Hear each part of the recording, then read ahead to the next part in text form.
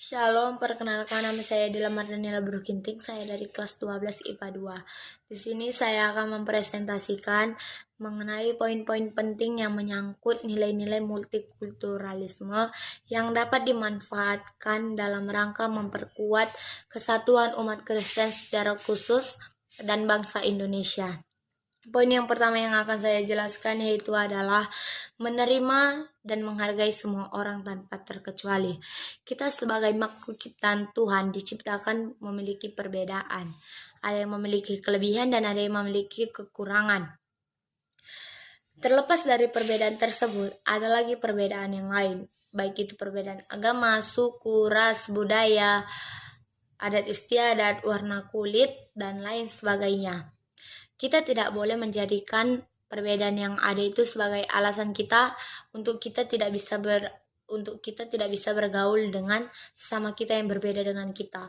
Dan kita tidak boleh juga menjadikan perbedaan tersebut sebagai bahan untuk ejekan. Tetapi kita harus menjadikan perbedaan kita itu perbedaan yang ada agar kita bisa saling melengkapi satu dengan yang lainnya. Karena Tuhan menciptakan manusia berbeda-beda dengan tujuan agar kita bisa saling melengkapi dan saling menghargai satu dengan lainnya.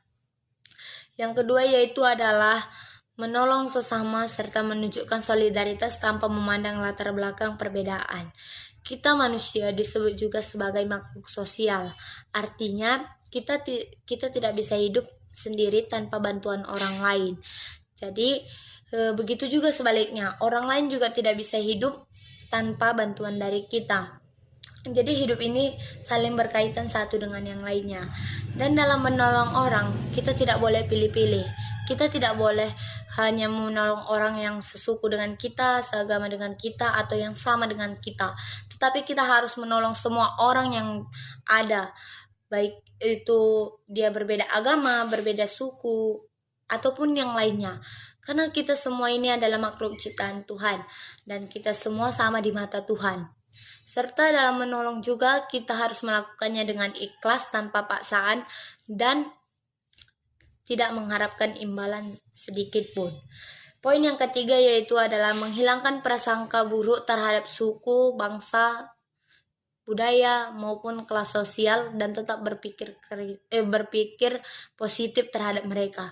Karena belum tentu orang yang berbeda suku, berbeda agama, berbeda ras, warna kulit dengan kita itu adalah orang yang buruk seperti pemikiran kita.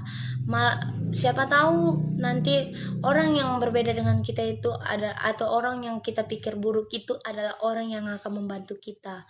Jadi kita harus menanamkan sikap untuk berpikir positif terhadap sesama kita.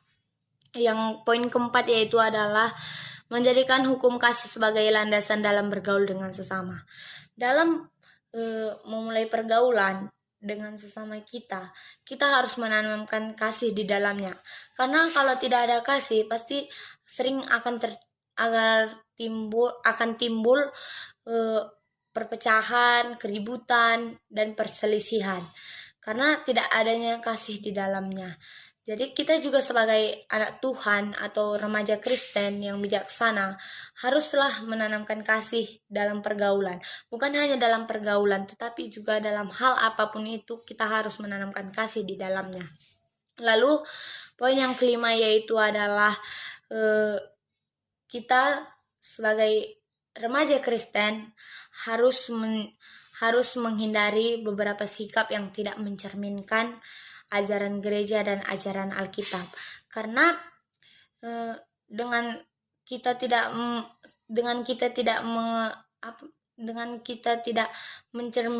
melakukan tindakan yang tidak mencerminkan ajaran agama dan ajaran Alkitab, itu nanti kita akan menjadi manusia yang egois dan manusia yang melanggar semua perintah Tuhan. Dan kita juga harus memberitahukan pada saat teman kita yang ada yang melakukan kesalahan ataupun ada melakukan tindakan yang tidak baik, kita harus menegurnya. Sebagai teman yang baik kita harus menegurnya. Karena teman yang baik itu saling mengingatkan, bukan saling menjatuhkan. Agar kita bisa hidup berdampingan secara damai dalam perbedaan dalam menjalani kehidupan masing-masing secara damai. Seperti semboyan bangsa Indonesia, yaitu adalah Bhinneka Tunggal Ika. Walaupun berbeda-beda tetapi tetap satu jua. Sekian dari saya. Shalom.